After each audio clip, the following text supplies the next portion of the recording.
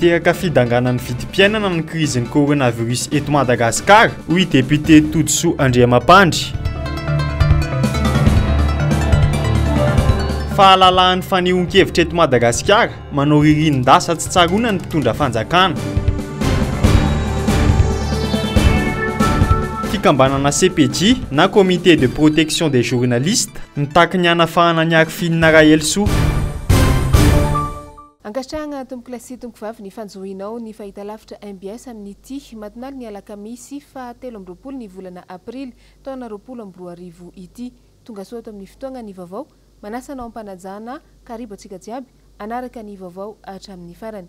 Araka nefa mahazatra antsika dia ny tatitra avy any amin'ny CCO Covid-19 ivato no anomboantsika an'izany raha ny tatitra voaray androany mantsana teo dia tsy nisy ny tranga vaovao amin'ireo olona izay nitondra ny tsimikaretina. Mbola mijanona ho 120 araka izany ny isan'ireo olona izay mitondra ny tsimikaretina coronavirus eto Madagasikara. Ny 70 amin'ireo dia mbola tazomina eny anivon'ny hôpitaly raha toa ka efa nahitana fahasitranana kosa ny 70. Fa vaovao mahakasika ny zavamisy amin'izao fotoana izao dia nandefa taratasy ho an'ny filohan'ny OMS ny filoha teo aloha Marc Ravalomanana mikasika ny fizaran'ny fanjakana an'ilay tambavy CVO na ny Covid Organics. Mametraka ny ayainy izy amin'ny fepetra noraisin'ny fanjakana malagasy ity. Nitatitra ny andindiny izay amin'ity androany ity Jessica Miray eo amin'ny rindrantsary ny Manora Andriamalala. Betsaka no nametraka aya tamin'ny filazan'ny fanjakana fa nahita fanafody fanefitry ny Covid-19 i Madagasikara raha mbola ady lehibe goavana izany ho an'ireo firenena matanjaka maneran-tany. Isan'izany ohatra ny Akademian'ny Mpitsabo eto Madagasikara. Dia izao mametraka ny ayainy ihany koa ny filoha teo aloha Marc Ravalomanana. Indrindra ny fahafantarana fa tsy mbola nisy porofo ara-tsiantifika mahakasika ity fanafody ity. Ity araka izany io taratasy nalefany tamin'ny filohan'ny OMS io. Taorian'ny filazan'ny fanjakana malagasy fa nahita fanafody manasitrana ny Covid-19 amin'ny alalan'ny Artemisia dia mipetraka ny ayaiko amin'ny fizarana FAOB atao azy ity. Indrindra fa ity fanafody ity tokony mbola haray maso ary tsy mbola nahazo fankasitrahana avy amin'ireo mpisehatra amin'ny fahasalamana sy ireo siantifika. Fa ny tena mampiaya ahy dia ny faneren'ireo zaza malagasy any am-pianarana hisotro azy. Araka ny fahalalana ihany koa dia tsy mbola nisy fampahafantarana anay mikasika ity lazaina fa fanafody ity na ireo izay mety ho voka-dratsiny. Ny famoahana fanafody rahateo dia tokony manaraka fepetra ara-tsiantifika maro ary ireo zaza malagasy tsy tokony atao andrana raha tsy misy ny alalana avy amin'ny ray aman-dreniny.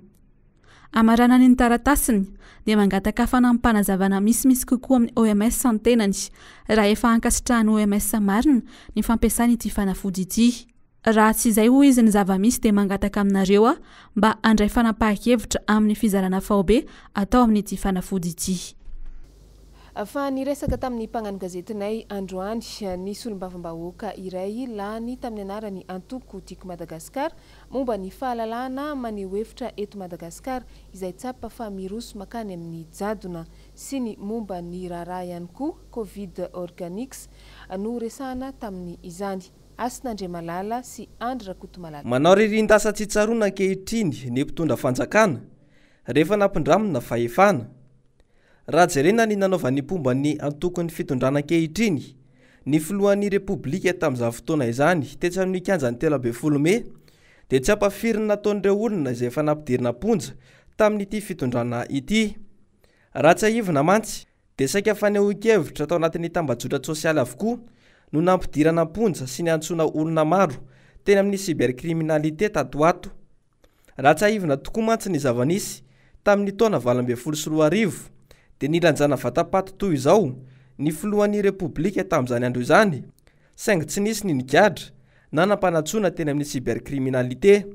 Mazava fa mirona makany amin'ny jadona ankehitriny ny fanehoan-kevitra eto Madagasikara satria arangarangatrano ny fonja rehefa misy maneho hevitra ka mifanohatra amin'izay tian'ny mpitondra fanjakana tao na ihany koa lazaina fa tsy tia tanindrazana. Ekenna fa niarana notrona ny fanotrona teny amin'ny 13 Mey fa nevany amin'ny akila ny namana amin'izao fotoana izao toka mpitondra amin'izao fotoana izao mpiaradia aminy no nanana hevitra tondra n'ireny vatapaty ireny.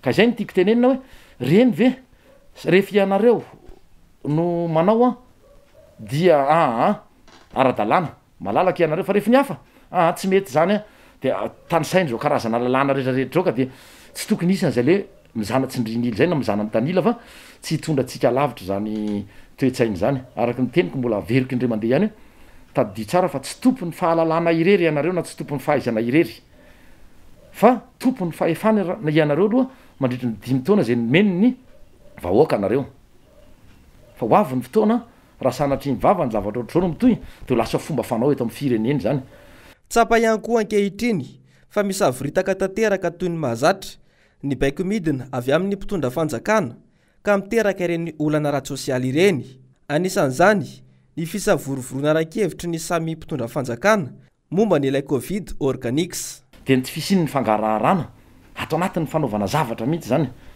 fa manandrakandrana dia aveo misy sarotsaromana de misy lainga madinidinika ohatraohatran'zany zany zavatra iainantsika tata anatin'ny herinandro maromaro indrindra mahakasika nyty resaka tambavy ity hitanareo tsara angamba fa nisy olom-bavambahoaka vitsivitsy zay tiako Madagasikara nitsidika nangataka fanazavana raha teknika te hafantatra ny marina teny amin'ny imra raha ny zavatra renay teny raha mifampiresahana nataonay tamin'ny tompona andraikitra dia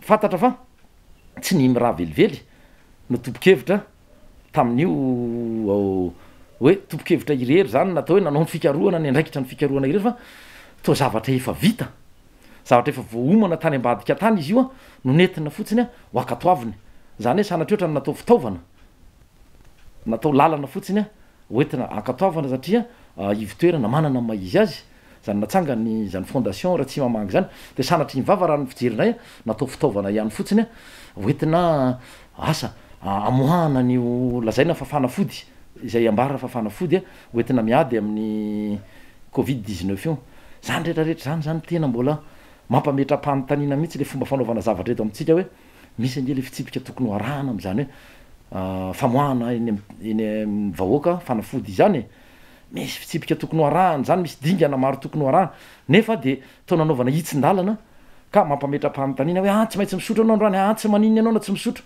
mampatsiahy izahay fa ny andininy fahavalo raha tsy article fahavalo io ao amin'ny lalam-panorenana dia manambara mazava fa tsy azo atao ny manery ny vahoaka isotro na andray fanafody rehefa tsy sitraky ny fondro zany taoriany ireny fanambarana tamin'ny fomba ofisialy natao ny fanjakana malagasy fanahita fanafody adina amin'ny covid-19 isika dia betsaka ireo ainao manjery vahiny nonaneo ny heviny isan'izany ny BBC Afrika araka izao hitanterany Jessica Miray azy izao eo amin'ny rindrantsary ny Manora Andre Malalatra any coronavirus ady hevitra be mikasika ilay fanafody hitan'ny Madagasikara on lohatenin'ity lahatsoratra BBC Afrika ity androany milaza fa nahita fanafody iadina amin'ny covid-19 i Madagasikara 5 ony OMS hoe tsy mbola nisy porofo manamarina fa miaro no manasitrana ny covid-19 ity fanafody ity hoy hatrany lahatsoratra ato anatin'ity lahatsoratra ity hatrany professeur iray Brian Klaas spesialista mikasika ny Madagasikara ao amin'ny université ny Collège de Londres no milaza fa vaomay hiteraka olana hafa ho an'ny vahoaka malagasy indray izy ity fa tsy vokatsoa akory Antony rony mety ampidi-doza azy ity de voalohany misy ny olona isotro azy nefa tsy tokony isotro azy faharoa andisy fanantenana olona izy ity anao zavatra tsy fanao ny olona anka ampidi-doza ny hafa sy ny tenany karaha sanatria mianaka hatrany aza ny aretina ny hery fiarovan'ny malagasy anefa de ambany de inona no atao amin'ny respirateur enina ao an-toerana ny ponina nefa 7 tapitrisy hoy hatrany ny fanamafisany ity spesialisty ity ny toy izao ihany no antony mbola ahitana peste bubonika ao amin'ity nosy ity aretiny izay mora sitranina amin'ny alalan'ny fanafody mifanaraka aminy anefa ity nosy ity no antokana mbola ahitana ny peste bubonika eto ambonin'ny tany hatramin'izao tadio hoy izy hatrany fa ivitoerana nasionaly momba ny fahasalamana ao Etazonia ny volana martsa lasa teo dia efa nampitandrina ny mety filazana fa misy fanafody ny covid-19 indrindra fa ny fitoterapiana ny fanafody antsa ary ny dite ny fanafody sary indrindra amin'ny aretina nefa dia ny fisoroana azy amin'ny alalan'ny fihiboana sy ireo geste barrière rehetra fa miteraka resabe ny momba nyity fizarana ny tambavy covid organique ity amin'izao fotoana izao. Nanangona ny hevitr'ireo olotsotra sendra ny mpanao gazetinay androany Injava Andriamaefa sy Mathieu Prince.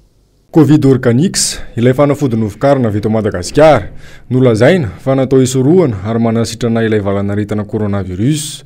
Misy amin'ireo olona no efa nanjifa sy nisitraka izany teny anivon'ny fokontany sasany teto andrenivohitra.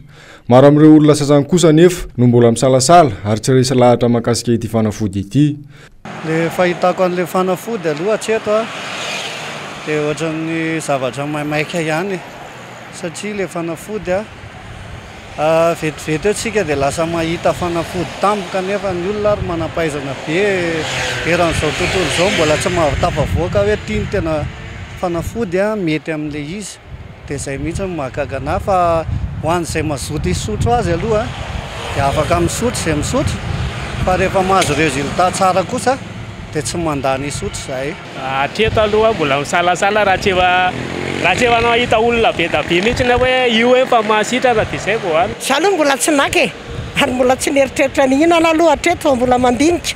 Misalasala aloha hatreto fa oka aloha andeha ilamina tsara e. Le fanafody Covid ve indrindra zao mbola mampisalasala be ny sotra anazy. Omaly dia nanomboka niverina an-dakilasy ireo mpianatra nala fanadinana nilaza ny mpitondra fanjakana fa tsy maintsy misotro ity fanafody covid organique ity avokoa ireo mpianatra. Ny afara tamin'ny fandroahana mihitsy aza ho an'ireo izay mandatsy hisotro. Velona iay araka izany ireo ray aman-dreny sasany. Le hoe obligatoire aloha amiko tena ohatrany ohatrany hoe lasa terena ve zany le vahoaka. Tokony hanana safidy ihany le olona satria ny antony dia tsotra ihany. Matony olona tsy mazoto hihinana an'ilay izy dia misy antony ao mampisalasala azy. Le famaikana loatra angamba mampisalasala le olona. Fa izy aussi tsy forsena manao an'io fa le fanjakana zany tonga dia ohatra miazakazaka be hoe tsy maintsy. Raha amiko aloha le izy tsy mety le forsena be. Tokony mba manana fahalalahana le olona ohatrohatr'izay. Ramba tsy dia mety le forsena fa aloha andeha misitrapony ny olombelona rehetra e. Io miakina aminy zany te ho salama izy dia mihinana ohatra. Tsy te ho salama izy dia izay zany e. Izay le izy sady amiko aloha zany hoe tsy tokony ho forsena fa aloha zany andeha amin'ny sitrapony zany le finanana anazy. Anisan'ireo mpitsabo miatrika ny Covid-19 sy mitsabo ny marary ny valanaretina io ny psikologa na ireo mpitsabo sy mpamantatra ny ao anatin'ny saina sy ny atodohan'ny olombelona. Toy ny mpitsabo rehetra moa dia manana ny tebitebin'izy ireo manoloana ny fahasarotan'ny asa izay hatrehany. Nanao fanadihadiana manodidina an'izay androany Asin'Andriamalala teo amin'ny rindran-tsary ny Andry Rakotomalala.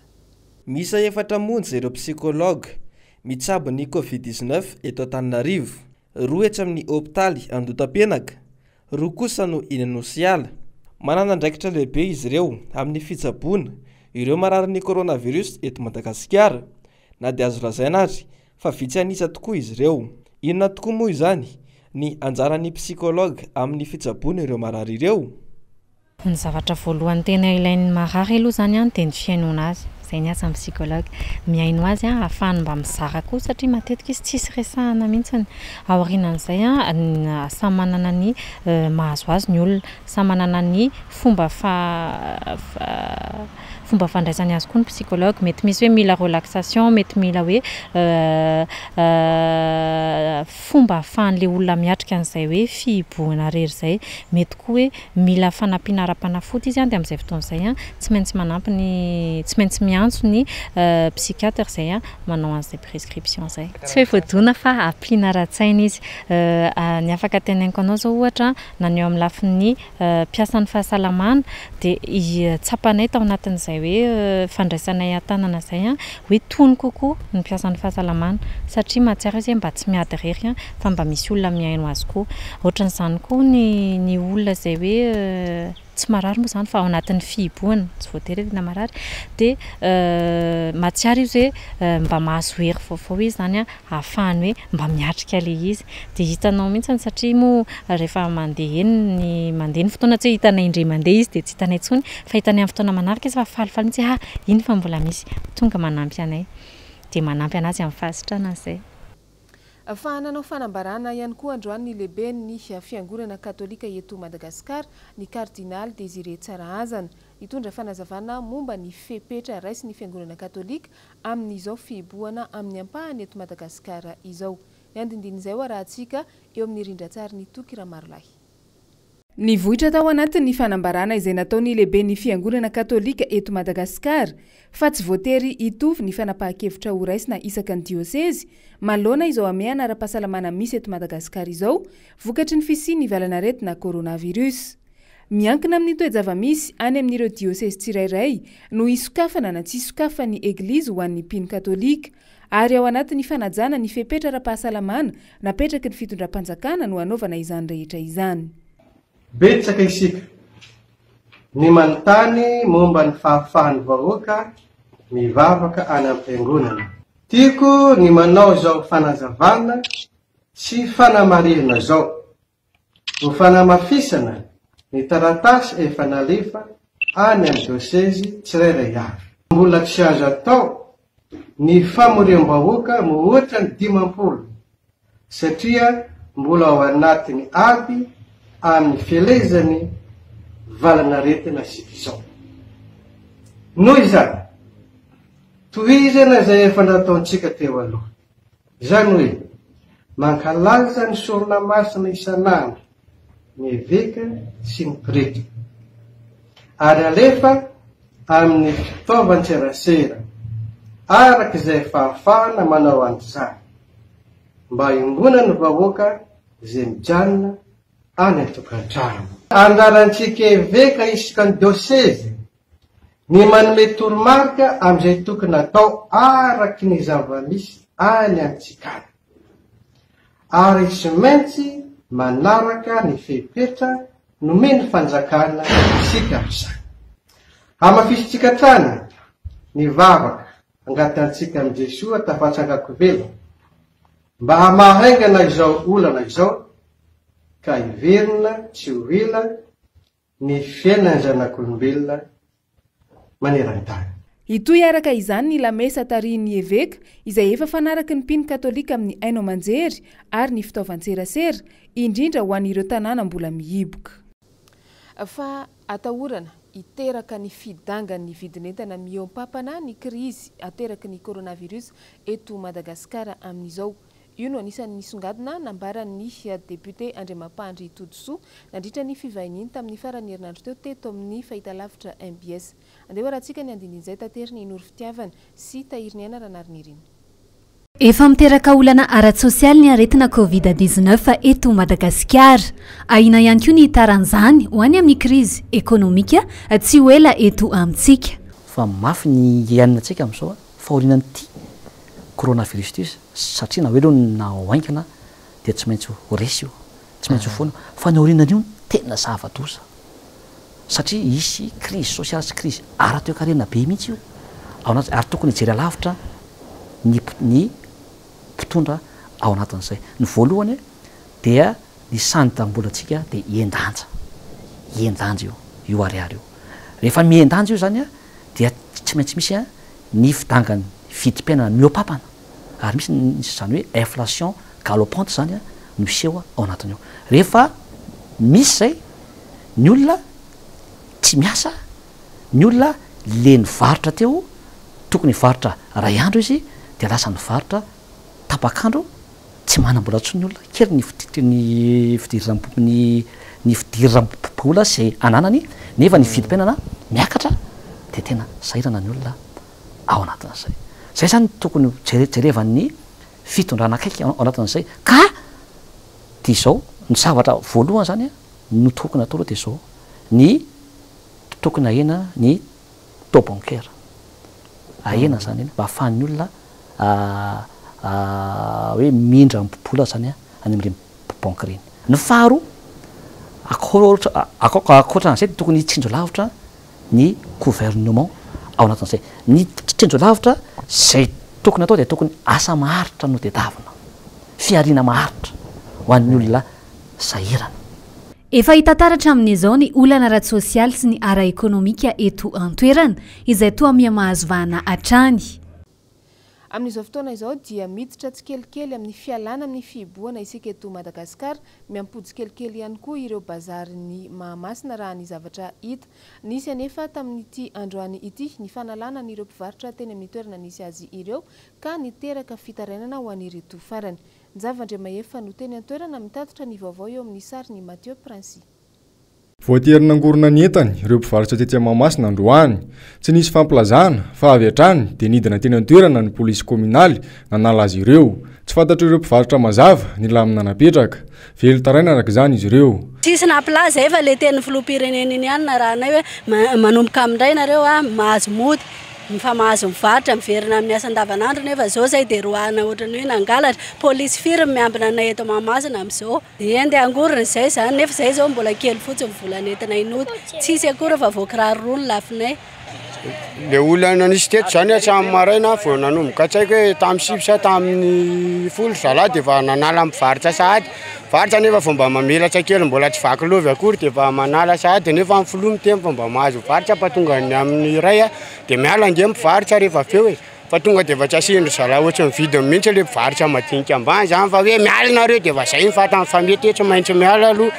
Fa ny pakabe le teny tsy mba manaraka an'izay hoe tena zao le latsaka le resaka mandeha faly ambony dia ny sasany teny mahazo manao, sasany teny sorona amin'izay ny anareo. Dia raha iza zany an'le mpivarotra na hoe mba misy mahazo fanampiana dia ny sasany tsy mahazo, sasany mahazo. Sy fanampiana mihitsy ndefa an'izay tsy avelan'ny polisy mivarotra nefa hoe amin'ny ray izy folono afaka mivarotra. Fa tiantoka ary erim-povera maina araka izany ny an'ireo mpivarotra tetsy Mahamasina androany izay voatery tsy maintsy nanala ny entany.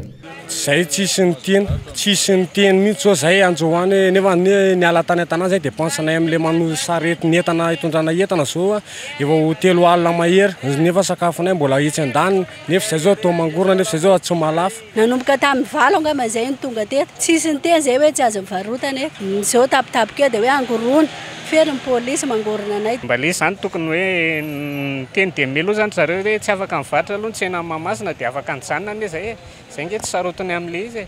Fa le izy sady le efa misy an'le dépense an'le resaka trano visiny karazana zany eto an'le olona. Manao antsoavo amin'ny mpitondra fanjakana araka izany izy ireo mba hamaha-izao olana menjady amin'izareo izao.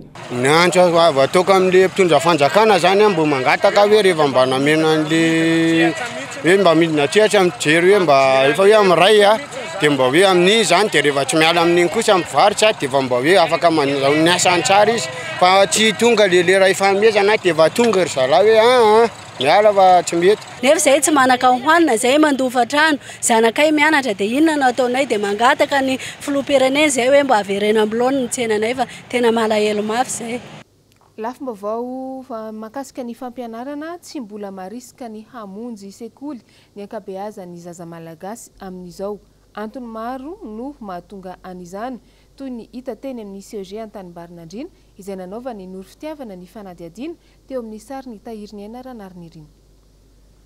Raha ny teny amin'ny CEG Antanibarinandriana manokana 420 isanjato ny mpianatra ny tonga nianatra omaly raha 220 isanjato androany. Antony maro no tsy mbola nianaran'ireo mpianatra sasany, ao ny tahotra ny coronavirus, ny tsy fahasalamana, ny olana eo amin'ny fitaterana indrindra. Ny fandaminana ny raisina zany satria fohy ny ora ianarana, ny zaraina roa ny klasy, ny fandaminana voalohana tao aloha zany dia ny mpampianatra. Nampiana zany isan'ireo mpampianatra mandray ny klasy de 3e. Dia ireo mpampianatra tena tompon'ny klasy no mameno toromarika rehetra ho an'ireo mpanampy azy amin'ny fanenjehana ny programa. Dia tsy maintsy miezaka anatratra ny répartition zay efa napetraka zany ireo mpampianatra ireo. Taranandreo mpianatra efa miditra an-tsekoly ny fahavitsin'ny fiara fitateram-bahoaka miasa. Misy amin'ireo ankizy no voatery mandeha tongotra kilometatra maro. Ao ny avy any Nosbe, ampita tafika, mamonjy eny amin'ny CEG Antanibarinandriana.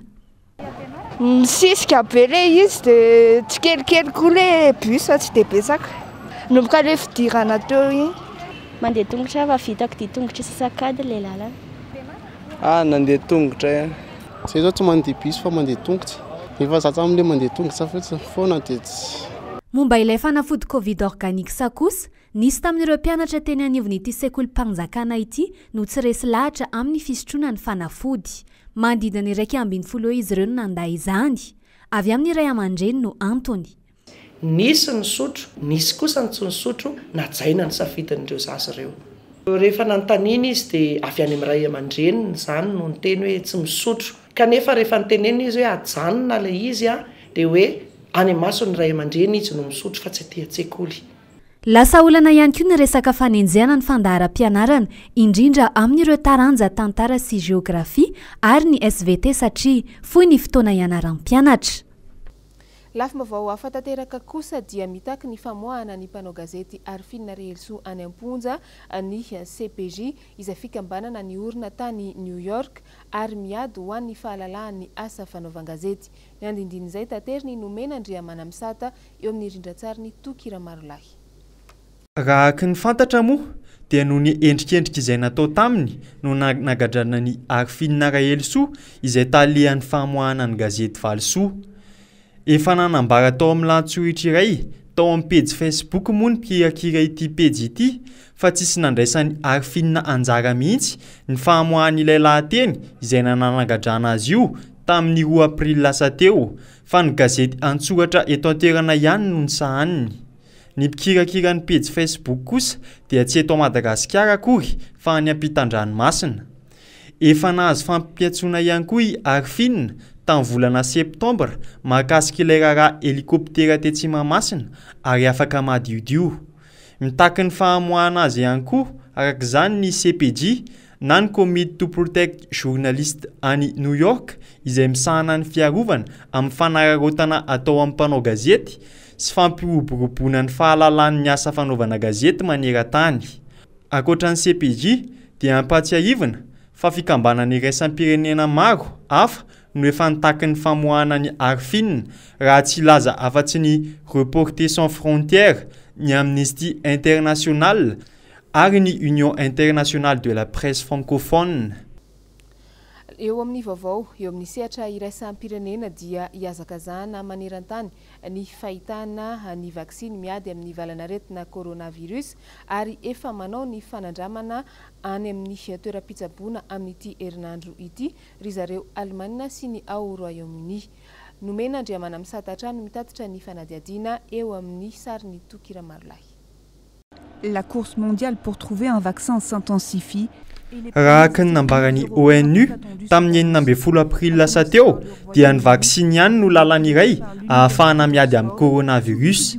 Nikaroka avokoa ireo firenendehibe maro ary tao amin'ny laboratoara any Alemaina dia nanambara fa misy ny andrana voaloha ho an'ireo izay manaiky antsitrapo ny anaovana izany andrana izany amin'ireo olona izay salama tsara ary ny andrana faharoa dia ho an'ireo olona manana ny aretina izay milatsaka antsitrapo ihany koa ary tahaka izany ihany koa ny any amin'ny zareo Royaume-Uni na Grande-Bretagne. Ny Europeanina ray manontolo mihitsy izay tena malemy tanteraka amin'ny vokatra izay ateraka ity valana aretina ity no miaraka manatanteraka tetikasa mba hiarovana ny kontinentany. Iny ihany koa no nandesitsika namarana ny vaovao tamin'ity niany ity mankasitraka anao nanaraka izany hatramin'ny farany. Mametraka ny veloma samy tsara ho amintsika jiaby ny tenako amin'ny manaraka indray. Samy mandry mafo aby antsika jiaby tompoklasy tompoko vavy.